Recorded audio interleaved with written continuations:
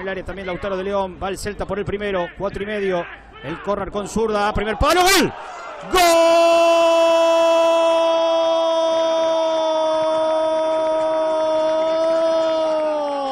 Del Celta de Vigo, Barcia en el primer palo.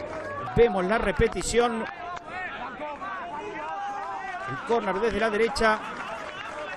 Y allí Barcia para desviarla. El zurdo David que jugó para De León. Atención con Iker, que bien que la hizo. Es un golazo. Iker, gol. ¡Gol!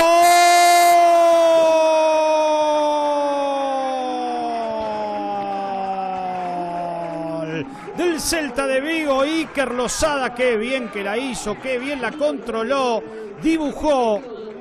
Fíjense qué lujo para que pase de largo Cedrés y después la definición de Iker Losada.